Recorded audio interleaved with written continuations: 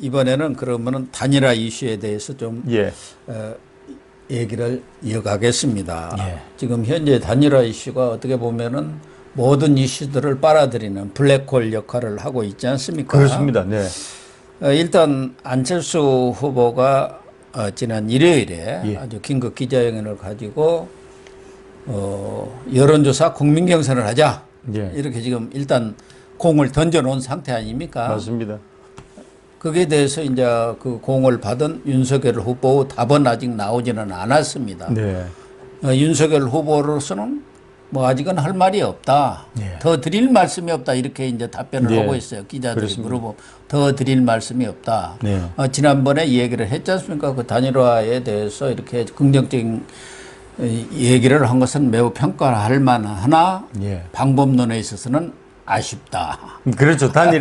단일화라고 하는 이 지상가제. 예. 이거는 여기에는 이제 뜻을 같이 하는데 예. 문제는 이제 방식에서 예. 의견을 달리한다. 사실 우리 윤석열 후보하고 안철수 후보하고 지지율 격차가 4배 이상이 나잖아요. 그렇죠. 그런데 어떻게 똑같은 조건을 내세워 가지고 후보 단일화를 이렇게 던져버리는 게 오안 단일화잖아요. 예. 오안 단일화는 동일 조건 하에서 사실 이루어진 거고, 또 하나는 사실 오세훈 후보는 정치적 성향을 보면 중우파거든요. 예, 그렇습니다. 중우파니까 중도지대에서 안철수하고 겹치는 부분도 많고 예. 좌파들도 좋아하는 사람들이 들어있어요. 그러니까 되게 페어합니다. 그리고 공정해요. 좌파 입장에서도 누가 후보가 되든 네. 자기들 입장에서는 크게 유리한 사람이 없어요. 그렇죠. 둘 중에 누가 되더라도 비슷하게 보는 거잖아요. 예. 그런데 지금은 윤석열이 나오면은 자기들이 진다고 보고 안철수가 나오면 자기들이 이긴다고 보기 때문에 그렇게 판단하고 여기에 역선택의 문제가 예. 사실은 현실적인 문제로 대두가 됩니다. 그렇습니다. 그래서 많은 사람들이 예. 에이, 역선택 그거는 헛수야 이렇게 이야기하는데 제가 가장 최근에 그 경선을 해봤어요. 예. 경선을 해보니까 여론조사를 제가 3번을 돌려봤거든요. 예. 3사람이 경선을 하는데 1위, 2위 후보가 이제 우리 당 지지를 받는 1위, 2위 후보가 우리 당 지지율로 보면은 별로 차이가 없어요. 67%, 65% 이렇게 예. 나오는데 제3 후보는 16% 이렇게 나오는 후보예요. 이 제3 후보의 경쟁력이 현저하게 떨어지잖아요. 그렇죠. 그런데 이 이제 정치적 성향을 물었거든요. 3번 했습니다. 예. 했는데 민주당 내지는 진보라고 자처하는 사람들이 꼭 40%는 들어오더라고요. 이게 40%가 지금 문재인을 바치는 콘크리트 지지율이 예, 예. 국회의원 지역구에서도 그대로 반영이 되는 걸 보고 저도 깜짝 놀랐습니다. 아, 그렇군요. 그런데 경쟁력이 없는 우리 당에서 경쟁력이 없는 제3의 후보 16% 밖에 안 되는 사람에 대해서 예. 민주당 성향의 40%가 이 사람에 대해서 던져준 거는 70%가 넘게 나왔어요. 그러니까요. 예. 이게 역선택입니다. 그게 역선택이에요. 그런데 예. 지금 현재 민주당 구성원들은 예. 사느냐 죽느냐의 문제잖아요. 예. 이번에 윤석열 집권하면은 우리 모두 죽는다는 위기의식이 팽배한데 예. 윤석열이 후보가 되지 않도록 하는 것이 지상과제잖아요. 그러면은 목숨 걸고 이 역선택에 총 출동해가지고 그 행사를 할 거라고 생각합니다. 거기 그 지역구에서 했던 것은 누가 특별히 압력을 가하지 않고 자발적으로 그렇죠. 진보 성향의 사람들이 이제 그 가장 국민의힘 중에서 약한 후보를 지지했지만 이번에 경선에 들어가서 국민 여론조사를 한다면은 네. 이 진보 좌파가 총동원해서 다 맞습니다. 특정 후보를 찍으라고 나올 거예요. 그러면은 이게 생존의 거기서 문제거든요. 70%가 아니라 예. 이번의 경우는 90%까지 저는 올라가리라고 봅니다. 올라가죠. 예. 지금 지난번 KBS가 한국 리서치에서 의뢰해서 조사한 791의 여론조사 보면은 이재명 후보 지지자가 안철수로 78.6%입니다. 네. 윤석열은 10.3%뿐이 안 돼요. 그러니까요. 그래 80%를 안철수를 지지하게 되어 있는 거예요. 그러면은 동일한 조건으로 4대 1 정도의 그 지지율 격차를 보이는 사람에다가 제1야당과 3석을 가진 어떻게 보면 군소야당이 동일한 조건에서 이렇게 하는 그렇죠. 여론조사도 누가 응하기가 어렵지만 그냥 40% 문재인 갖고 있는 그 프로테이지를 그대로 먹어버리는 거 아닙니까? 예, 그대로 먹고 들어가는 거죠. 예. 거의 그대로 그럼 먹고 당연히 들어가는 이기게 거죠. 되어 있어요. 예, 이기게 돼 있죠. 야. 그래서 지금 사실은 이 역선택 문제가 제가 강조드리는 거는 저도 겪어봤기 때문에 예. 현실적인 문제라는 거예요. 그래서 이거를 이제 극복할 수 있는 방안을 이제 장치를 이제 우리 쪽은 만들자는 거고 이제 안철수 쪽은 지난번 오안 때는 안 했다. 예, 뭘 그렇죠. 만드냐. 그렇게 하지만은 현실적으로 지금 이게 그 이기냐 지느냐의 그 결정적인 저 요인이 되고 있는데 무조건 뭐 안철수가 요구하는 대로 그대로 응할 수는 없잖아요. 그렇죠. 역선택이라는 게 엄연히 존재하고 있고 워낙 두 후보 간의 차이가 나는데 그냥 동일 조건에서 그렇게 한다는 것은 그냥 넘겨주겠다는 얘기뿐이 안 되지 않습니까? 그리 경우에 되죠. 따라서는 뭐 안철수 후보로 넘겨주는 것은 윤석열 후보가 패한 정도가 아니라 경선을 통해서 이 우리 국민들 입장에서 보면은 정권 교체가 안 될 수도 있다는 가장 큰 중요한 절체절명의 과제가 있는 거죠. 안철수 후보가 본선 경쟁력도 사실은 윤석열 후보에 비해서 떨어지지만 개인으로 봐도요. 네. 당으로 봐도 이게 이제 안철수 당과 윤석열 당이 합당을 하면 괜찮은데 예. 예를 들어서 이렇게 후보 단일화 여론조사를 통해서 윤석열이 후보가 되면은요. 당이 다르잖아요. 네. 우리 당이 국고 지원을 받지 않습니까? 예. 전국 253개 당협이 있습니다. 이 조직력을 국회의원 3명밖에 없는 안철수 당하고 비교하면은 이거는 100대 1이에요. 그리고 당이 다르면 돈을 줄 수도 없잖아요. 줄 수도 없어요. 그러니까 무슨 예를 들어서 당협 단위로 예. 예를 들어서 지금은 우리 253개 당협에 윤석열 후보 관련해서 현수막을 붙일 수 있거든요. 예. 그런데 만일에 안철수로 됐으면은 253개 당협에 현수막도 못 붙여요. 그렇게 되겠네. 아무것도 할 수 있는 게 없습니다.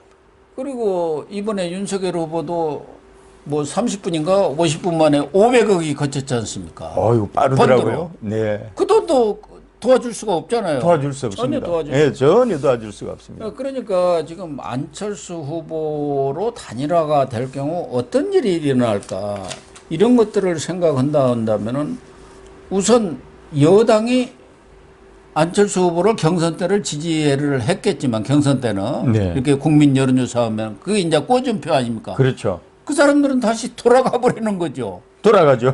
꼬준표는. 꼬준 표니까. 국회의원 3명이 있더라도 이건 또 지역 의원이 아니고 예. 이 비례대표 의원 아닙니까? 네네. 비례 3석이란 말이에요. 비례 3석이죠. 그러니까 지방은 뭐 지역은 제로네요.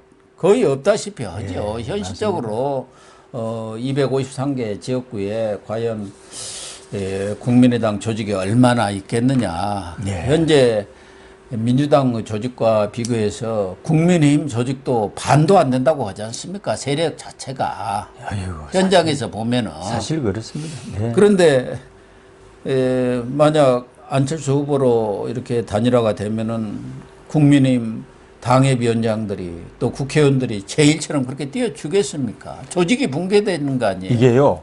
대선을 할 때 253개 당협의 역할이 얼마나 중요한가 하면은 이 당협이 국회의원 선거구잖아요. 예. 여기에 이제 위원장을 중심으로 해서 강력 기초 의원들을 중심으로 해서 골수 당원들 수백 명에서 주변 당원들 수천 명까지 되잖아요. 예.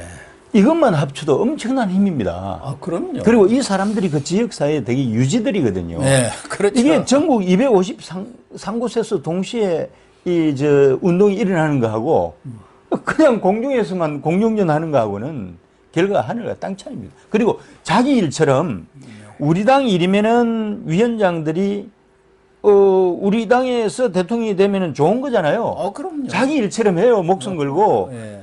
예를 들어서 대통령 선거가 있을 때 주구당 위원장들이 지역구 도는 걸 하루에 한 8시간 하거든요. 네. 오전에 4시간, 오후에 4시간 돌면 얼마나 많은 사람들을 만나겠습니까? 곱하기 253인데 안철수 당은 그게 제로라는 거잖아요.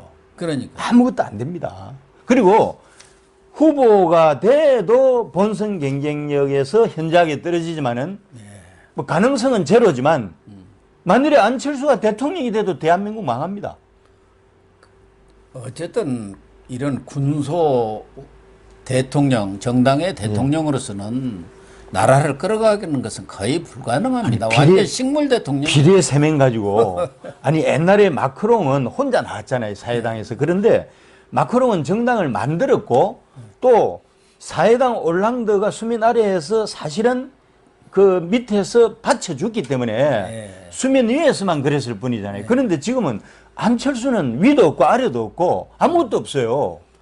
사실은 압도적 정권 교체를 해야만이 맞습니다. 그렇지 않아도 지금 민주당이 전체적으로 보면 180석 3분의 2의 의석을 장악하고 있지 않습니까? 네네. 그런 상황에서 의석 3개 갖고 있는 국민의당 후보가 대통령이 돼갖고는 네. 국정의 정상적인 운영이 사실상 불가능해지지 않겠느냐. 그렇죠. 맞습니다.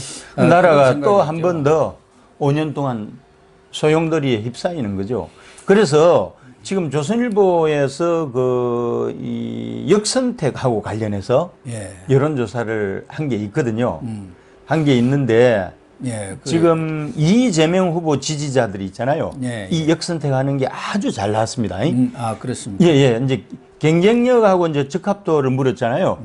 이제 경쟁력 같은 경우는 안철수가 53.4%, 이제 윤석열이 13.7%예요. 예. 이게 이재명 후보 이제 지지자를 대상으로 해서 보면은 벌써 4배 정도 차이가 나죠. 예. 예, 차이가 나고 적합도로 보면 안철수가 60.7, 윤석열이 9.3%예요. 그러면은 경쟁력은 39.7% 차이고요. 적합도는 51.4% 차이잖아요, 이게. 이제 이렇게 되는데 이게 이제 사실은 이 두 개를 평균으로 내도 5대5로 이제 적용을 하더라도 퍼센티지가 거의 45%대 육박을 하는 거잖아요. 차이가. 네. 차이가 큰데 이제 너무 이제 산수를 많이 해도 지겨우니까 결론적으로 제가 말씀을 드리는 게 뭔가 하면은 역선택의 효과가 대개 한 16% 정도 미친다고 합니다. 역선택. 예, 여론조사 기관 전문가들 이야기도 그렇고 오늘 조선일보를 가지고 제가 산수를 해보니까 예. 이제 18.2% 정도 차이가 났는데 그냥 우리 여의도 정치판에서 돌고 있는 16%를 이제 스탠다드하게 본다면은요, 그게 뭔가 하면은 16%를 손해를 본다는 거예요. 16%.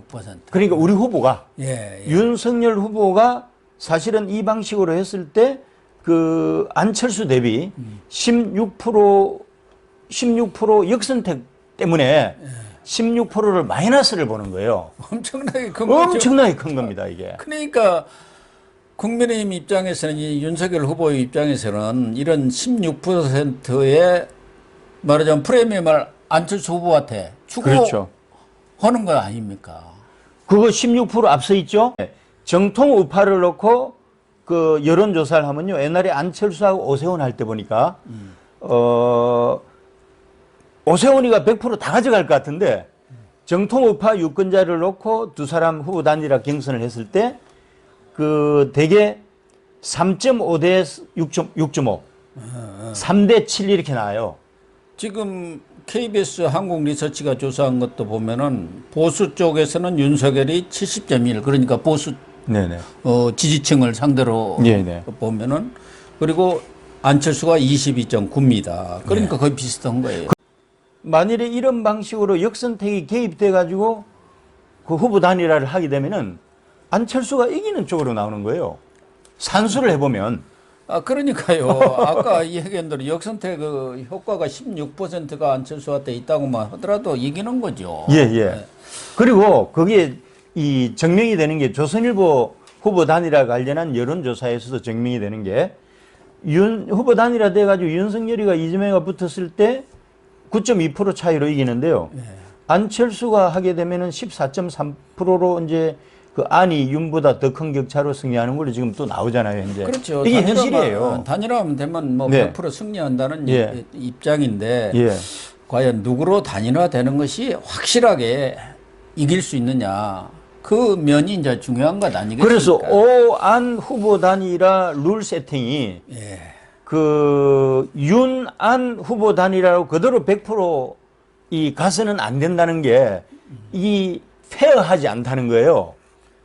그러니까 지금 안철수 후보 쪽에서는 지난번 오세훈 안철수 그 단일화 그때 방식을 도입 그대로 쓰면 되지 않느냐 하는데 이쪽에서는 그렇게 안 하죠. 룰 세팅에 들어가면은 그런 부분에 대해서는 시정을 요구할 거 아닙니까? 그럼 그렇죠. 그게 지루한 싸움이 될 수밖에 없고 지금 22일 남았는데 언제 그런 룰 미팅을 해갖고 거기서 합의를 끌어내느냐 이 이야기죠. 사실은 최고 좋은 게 안철수도 이제 명분하고 실리를 취해야 되잖아요. 명분은 본인이 이제 단일화 제안한 걸로 됐고 이제 협상을 하다가 그냥 그 통 큰 양보를 해서 윤석열이 원하는 대로 좀 하고 그다음 실리를 좀 취했으면 좋겠어요. 지금 권영세 국민의힘 총괄선대위원장은 통큰 양보, 네. 통큰 단일화를 얘기를 하고 있고 네. 안철수 측은 지금 2, 3일 내에 답을 달라. 네. 지금 체근을 하고 있는 것 아니겠습니까? 예, 그런 그렇지 거죠. 않으면은 단일화의 뜻이 없는 걸로 알겠다 하면서도 안철수 후보는 윤석열이 직접 윤석열 후보가 직접 얘기를 좀 해줬으면 좋겠다. 예. 거기에 따라서 내가 판단을 좀 하겠다 이런 얘기를 또 하고 있어요 한편으로는. 그런 거 보면은 뭔가 좀 직접 담판을 했으면 좋겠다는 의사를 예. 표명한 걸로 봐야거든요. 예, 협상의 여지가 저는 있다고 봅니다. 예. 아까 제가 한 번 더 이제 시청자들 이해를 돕기 위해서 말씀을 드리는 게 오안 방식을 윤안 방식에 그대로 적용하는 것은 페어하지 않는 이유가 정리를 하면요. 서울시장 그 이제 경선 이제 그 후보 단일화 할 때하고 완전히 다른 게 아까 말씀드린 대로 오세훈은 당내 인사입니다. 그리고 오세훈은 당내 인사로서 가장 최근에 서울시장 나오기 전에 당대표 경선까지 했어요. 이렇게 돼 있고 그다음에 정치적 성향은 중도 우파로서 중도 지지층을 가지고 있어요. 좌파도 일부 오세훈을 선호합니다. 그런데 윤석열을 여기다 대입을 해보자고요. 윤석열은 우리 당내 기반이 취약해요. 수입산이잖아요. 그다음에 두 번째 윤석열은 중도파가 아닙니다. political orientation으로 정치적 성향으로 보면은 중도파가 아니고 그냥 보수파예요. 그래서 중도파가 오세훈에 비해서 지지층이 엷고요. 그다음 좌파는요. 단 한 사람도 윤석열을 좋아하지 않아요. 그게 지금 다 나와 있지 않습니까? 예, 수치로 이렇게 나와 있는데 어떻게 오한 방식을 윤한 방식에 동일한 방식으로 잣대를 적용해서 후보 단일화를 하자고 하는지 정말 이거는 그 안철수 쪽에서 정상적인 사람들이면 이렇게 할 수가 없어요. 염치가 있어야지. 그러니까 협상의 여지가 저는 있다고 보고 좀 서로 양보할 건 하면서 밀당 좀 하면서 해서 좋은 결과가 나왔으면 좋겠습니다. 안철수도 그럴 거예요. 안철수 쪽에서 이렇게 서두르는 것은 어떻게 보면 갈수록 지지율이 더 떨어질 수밖에 없고 예. 또 선거전이 본격화 되면 그에 따라서 돈이 계속 투입이 될 수밖에 없지 않습니까? 그러니까 안철수 입장에서는 빨리 결론을 지금 내야 할 그런 상황 아니겠습니까? 그렇죠. 예. 그것은 이제 안철수 후보가 이야기한 대로 윤석열 후보가 지금 답이 없으니까 예. 주변에 지금 권영세 또 이준석 뭐 이런 사람들이 얘기를 하고 있는데 윤석열 후보가 좀 얘기를 해주었으면 좋겠다. 그것은 윤석열 후보 이제 뭐 이미 사실은 얘기는 했죠. 네. 단판으로 하는 것이 바람직하다는 것하고 미주알 고주알 그런 협상은 안 하겠다 이미 얘기는 했지만 네네. 그래도 분명하게 얘기를 하면서 단판을 하자. 안철수 후보한테 그렇게 역제안을 하면서 뭐 거기에 같이 플러스 알파를 붙여서 역제안을 할 수도 있는 거 아니겠습니까? 사실은 두 사람이요. 일단 만나야 됩니다. 만나서 술 한잔 하면서 그냥 상호간의 신뢰를 쌓는 그 시간을 몇 시간이라도 이렇게 가지고 그 다음 단계로 들어가서는 좀 더 세부적으로 들어가는데 제가 협상학 교수잖아요. 제가 협상을 정치협상, 외교협상 많이 해본 사람으로서 이 어려운 딜레마에 처해 있는 데 대한 처방전을 낸다면은 결국 상호 윈윈할 수 있는 절충 아니거든요. 역사적으로 보면은 옛날에 이 정몽준 노무현이 했던 방식이 뭔가 하면은 역선택 방지 조항이 들어갔어요. 예. 그 다음에 오안, 여기는 역선택 방지 조항이 없었습니다. 네, 그러면은 가장 최근의 두 역사적인 그 후보 단일화 안을 혼용을 하면은 절충안이 나오는 거고, 그리 되면은 상호 윈이라는 그림이 그려지는데, 그러면 어떻게 하느냐면은 룰 세팅을 이렇게 하자는 거예요. 두 가지를 혼용을 한다는 거는 지금 두 가지를 묻는 거거든요. 후보 적합도하고 경쟁력을 묻습니다. 후보 적합도의 판단은 사실은 먼저 우리 당 내지는 중도파에 있는 사람들이, 민주당 사람들이 후보 적합도를 판단할 문제는 아니라고 생각을 해요.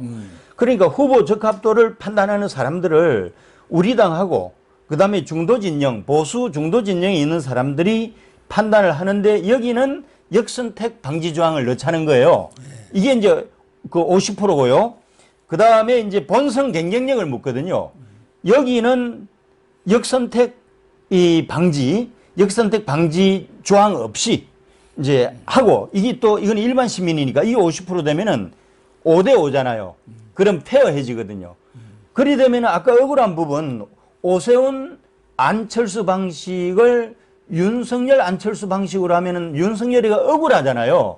그 억울한 부분을 절충안으로 혼용을 해버리면은 리스크를 반씩 안 차는 거죠. 원래 협상이라는 게 이렇게 해서 서로 하나씩 양보하면서 윈이라는 그림을 그려가야 되기 때문에 안철수 후보도 너무 무지막지한 이런 방식만 고집할 게 아니고 좀 유연성 있게 협상에 임했으면 좋겠습니다. 그러니까 역선택 방지 조항을 부분적으로 도입하자. 반에 대해서. 예. 그러니까 후보 적합도를 묻는 데에서는 역선택 방지 조항을 넣자는 거죠. 왜냐하면 후보의 적합도를 묻는데 왜 민주당 사람들이 적합도를 판단합니까? 우리나 중도 우파 해서 역선택 방지 조항을 넣자는 거고, 본선 경쟁력은 시민들도 투표를 하니까 여기는 역선택 이 방지 조항이 없어도 된다. 그런 거죠. 근데 이번 또 여론조사 해보면은 역선택 방지 조항 넣어도 민주당 또 진보 좌파 쪽 사람들도 아닙니다. 나 뭐 국민의힘 쪽입니다. 하고 이렇게 하면 그걸 어떻게 일일이 그걸 걸러낼 방법이 있나요? 걸러낼 방법은 없는데, 아까 제가 말씀드린 그 마이너스 보는 게 16%라고 그랬잖아요. 이거를 최소화할 수 있다는 거예요. 그래서 그렇게만 해도 좀 공정한 게임이 되지, 지금 현재 안철수가 제안한 오세훈 안철수 방식은 페어하지가 않습니다. 어쨌든 지금 안철수 후보로서도 상당히 다급한 입장에 있기 때문에 이 협상을 서두르려고 하는 것 같고, 윤석열 후보로서는 뭐 그렇게 다급할 이유는 없는 거죠. 시간이 갈수록 맞습니다. 유리한 상황 아니겠습니까? 그렇죠. 맞습니다. 그래서 좀 막판에 극적으로 돼야 됩니다. 이렇게 서두르는 입장은 아니기 때문에 보면은 거의 또 막판까지 끌고 가서 단일화가 되지 않겠나 그런 생각도 합니다. 그러나 경우에 따라서 또 안 될 수도 있는 것이죠. 뭐 단일화라는 게. 맞습니다. 어쨌든 단일화가 대선 승리의 중대 변수가 되고는 있습니다만, 실제로 이 윤석열 후보로 단일화가 될 경우 안철수 지지자들은 오히려 이재명 후보로 28.6%, 윤석열 후보로 25.4%, 심상정 후보로 16.8% 이렇게 흩어지는 걸로 이 서울경제가 칸타코리아에 의뢰해서 조사한 891 조사를 보면 이렇게 나와 있어서 안철수 지지층이라는 게 뭐 지금 여론조사상 조금 높게 나온다, 뭐 단일화의 경우. 그러나 그게 확고한 지지층이 아니라는 것이죠. 움직일 수 있는 여지가 많다는 것이죠, 경우에 따라서는. 맞습니다. 그러나 윤석열 지지층이라는 것은 확고한 이 보수 지지층들 아닙니까? 그렇죠. 그렇기 때문에 이 후보 단일화가 된 이후 이재명과의 대접전에서 과연 누가 더 뭐 경쟁력이랄까 이런 것이 중요한 것 아닙니까? 맞습니다. 아니 그것도 중요하고요. 또 이후에 집권을 했어도 그 이 국정 수행 능력도 봐야 되잖아요. 그러면요. 그런데 지금 안철수 후보는 양쪽이 다 안 돼요. 그러면은 본인이 지금 그 처한 상황 한계를 그 직시를 하고 사실은 조금 유연하게 대한민국을 위해서 협상에 제대로 좀 임해줬으면 좋겠어요. 그렇습니다. 뭐 임명진 그 전 자유한국당 비대위원장 지금 안철수 후보를 지지하고 있습니다만, 임명진 목사 같은 분은 우선 신뢰를 높이기 위해서 안철수 후보가 먼저 그 국민경선 여론조사를 제의하면서 앞에 이야기했던 네. 가치와 철학, 그러니까 국정의 어떤 비전과 그런 정책을 같이 만들어서 발표하자. 네. 이 부분부터 좀 논의를 시작했으면 어떻겠느냐. 그런 얘기를 하다 보면은 서로 예, 예. 공통분모를 찾아내고 그렇죠. 이렇게 후보 단일화 방법론에서도 접점을 찾을 수 있지 않겠느냐. 이렇게 대안을 제시를 했던데 어쨌든 두 후보 측에서 국민들을 실망시키지 않는 그런 후보 단일화를 만들어내야 하지 않겠나 그런 생각입니다. 저는 이제 좀 리스키한 게 안철수의 세계관이거든요. 제가 전해 듣기로는 안철수의 세계관은 자기밖에 없어요. 주변에서 함께 했던 많은 사람들이 떠났던 이유가 본인의 세계에 사로잡혀서 본인만이 그 중심이고 주변이 없는 거예요. 그렇죠. 그러니까 존재 가치를 못 느끼는 주변 인사들이 하나씩 둘씩 떠나서 아무도 없잖아요. 적어도 이번에 안철수가 판단을 할 때는 정말 그런 이 편협한 수화적인 사고방식에서 벗어나가지고 진실로 대한민국과 국민을 위하는 길이 어느 쪽인지를 진지하게 좀 고민을 해봤으면 좋겠습니다. 이제 시간이 많지 않기 때문에 네. 두 정치 지도자, 두 후보가 국민의 눈높이에 맞는 후보 단일화를 조기에 이렇게 만들어 주시기를 부탁을 드립니다.